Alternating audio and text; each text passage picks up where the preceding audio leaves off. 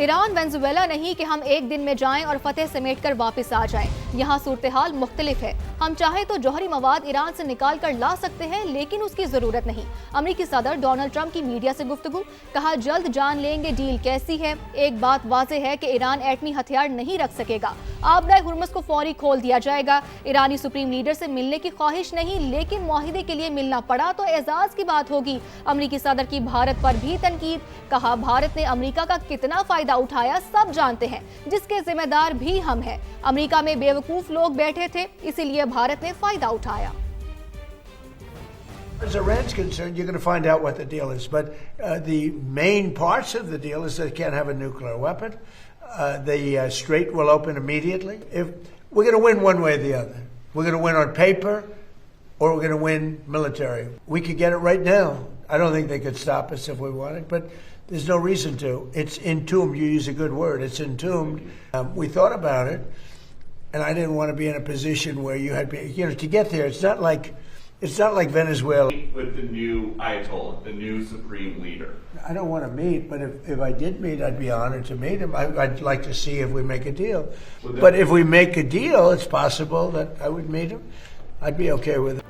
तो गिलगित बल्तिस्तान में इंतखाबी मुहिम का आज आखिरी रोज है। सियासी जमातें वोटर्स की हिमायत हासिल करने के लिए सर तोड़ कोशिशें कर रही हैं। 24 जिला नशस्तों पर पोलिंग इतवार को होगी। 9,58,000 से ज्यादा अफराद हक राय दही इस्तेमाल करेंगे। गिलगित बल्तिस्तान में सियासी गहमा गहमी पर बात करेंगे। हमारे साथ मौजूद हैं स्कर्दू से इरफान मूसाज़ई और दियामीर से हमारे साथ देंगे उमर याकूब। सबसे पहले स्कर्दू का रुख करते हैं, वहां जानने की कोशिश करते हैं इरफान मूसाज़ई से कि क्या सूरत हाल है। इरफान बताइएगा, कैसी सियासी गहमा गहमी देख रहे हैं? ज़ाहिर स्कर्दू जो कि सियाहत का हब है, तालिबात वहाँ पर मौजूद हैं, तो किस पार्टी से उम्मीदें वापस की हैं स्कर्दू की अवाम ने? जी बिल्कुल, स्कर्दू जो है वो बिल्कुल जो है वो गिलगित बल्तिस्तान है और काफ़ी जो है यहाँ पर जो है मौसम तो बहुत अच्छा है, लेकिन सियासी जो है वो काफ़ी गर्मी है। यहाँ पर काफ़ी गहमा गहमी है। हर पार्टी की जो है वो कोशिश है कि वो ज़्यादा से ज़्यादा वोटरों तक पहुँचे, तो यही कोशिश जो है वो जो उम्मीदवार है और उसके साथ जो उनके जो सपोर्टर हैं, तो उनकी कोशिश है कि वो हर घर तक, हर वोटर तक पहुँचे। तो यही वजह है कि अब जो जुम्मे की नमाज के बाद जो है वो मुख्तलिफ पार्टियों से जो रैलियों का इनेकाद किया जाएगा, जिसमें जो है वो IPP जो है वो स्कर्दू की जो मेन पोलो ग्राउंड है, वहाँ पर बहुत बड़ा रैली जो है, वहाँ पर तमाम जितने भी हल्के के सपोर्टर है और उसके साथ साथ जो क़यादत है उनको कहा गया है कि वो वहाँ पर जमा होंगे और स्कर्दू बाज़ार में जो है बहुत बड़ी रैली का एहतमाम किया गया था। इसके साथ साथ दीगर सियासी पार्टियों की जानिब से भी कॉर्नर मीटिंग्स और जलसों का जो है वो इनेकाद किया जा रहा है। आज आखिरी रोज़ है, तो पावर शो की भरपूर कोशिश की जा रही है और जिसके साथ साथ मुख्तलिफ बरादरी यहाँ पर है, तो उनकी जो है वो सपोर्ट की भी हासिल करने की कोशिश की जा रही है। अपने मंशूर जो है उनका कोशिश है कि अपने मंशूर घर घर तक पहुंचाए हर सियासी पार्टी का और यही वजह है कि गिलगित यहाँ पर स्कर्दू के 4 जो है वो हल्के हैं। आप हमारे साथ ही रहिएगा, जैसे कि आप बता रहे हैं कि सियासी गहमा गहमी खूब देखने में मिल रही है, तो हम दियामीर का रुख करते हैं। वहां से उमर याकूब ने हमें ज्वाइन किया है। उमर, आप बताइएगा कि वहां पर सियासी गहमा गहमी कैसी है, और चूंकि आज जुम्मा है तो क्या जुम्मे के बाद कोई खास इज्तिमात का इनेकाद किया जाएगा, रैलियां वगैरह कोई होंगी?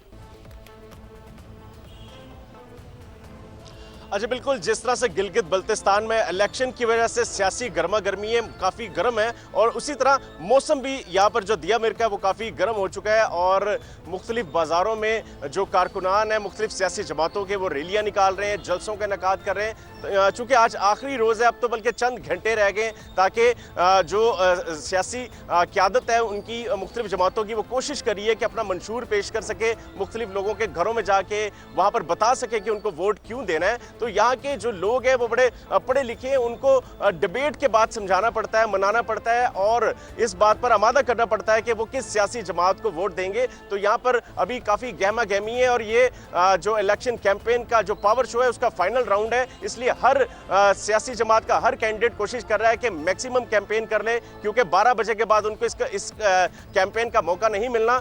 मुख्तलिफ गलियों में, बाज़ारों में काफ़ी रश दिखाई दे रहा है। जो सियासी जमातें हैं उनके उम्मीदवार भी और कारकुनान भी उनके हमरा जा रहे हैं, वहाँ पर इलेक्शन कैंपेन कर रहे हैं, लोगों को बता रहे हैं कि वो क्यों वहाँ पर इलेक्शन लड़ रहे हैं और वहाँ पर जो मसाइल हैं उनके हल के लिए उनके पास क्या उसका हल है, वो किस मंशूर के तहत यहाँ पर वोट मांग रहे हैं। तो अभी ये सिलसिला तो चल रहा है, अभी कुछ देर बाद जुमा होगा और जुमे के बाद 3 बजे 3:30 बजे यहाँ पर मुख्तलिफ जगहों पर छोटे छोटे जलसे भी होंगे, रैलियां भी निकाली जाएंगी और जो कॉर्नर मीटिंग्स है उनका सिलसिला भी जारी रहेगा। बिल्कुल, कॉर्नर मीटिंग्स का भी सिलसिला जारी रहेगा, रैलियां भी निकाली जाएंगी। चूंकि गिलगित बल्तिस्तान इलेक्शन इंतखाबी मुहिम का आज आखिरी रोज़ है। बेहद शुक्रिया, नुमाइंदगान हमारे साथ मौजूद थे जो कि हमें तमाम तफसीलात से मुतालिक अपडेट कर रहे थे और समा के इस हवाले से जो मुसलसल कवरेज का सिलसिला है वो भी जारी है।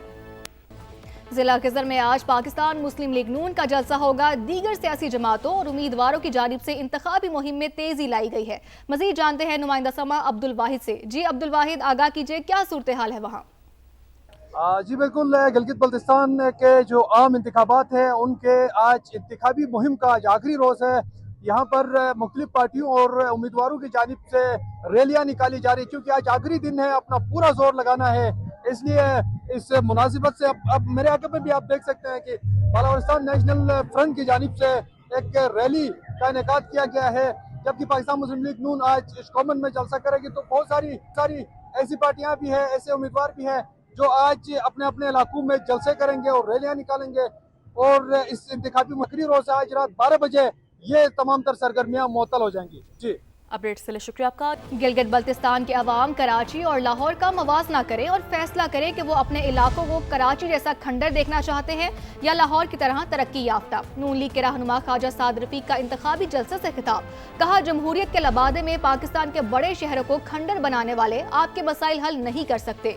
खुरम दस्तगीर बोले कि नवाज शरीफ ने 1998 में ही एब्सोल्युटली नॉट कह दिया था, जब अमरीकी सदर बिल क्लिंटन ने $5 अरब के एवज एटमी धमाके न करने का कहा, मगर नवाज शरीफ ने इनकार कर दिया था।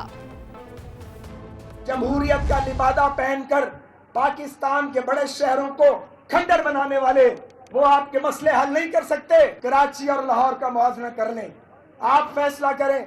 अगर आप कराची की तरह इसे इतने हसीन शहर को खंडर देखना चाहते हैं तो भी रास्ता और फैसला आपके पास है। अगर आप चाहते हैं कि इस खित्ते को लाहौर और पंजाब की तरह तरक्की दें तो फिर आपके वोट की ताकत आपके पास है।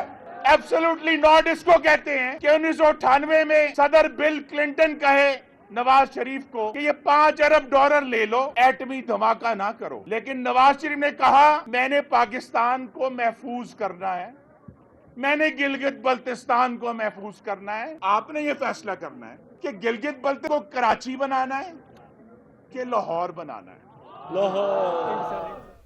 कैप्टन रिटायर्ड सफदर जैसे लोग रियासत के लिए खतरा है। तर्जुमान सिंध हुकूमत मेयर सखर अरसलान शेख की तनकीद। कहा, गिलगित बल्तिस्तान के इलेक्शन मुहिम के दौरान नामुनासिब अल्फाज इस्तेमाल किए जा रहे हैं। कैप्टन रिटायर्ड सफदर जैसे लोगों को रोका जाए।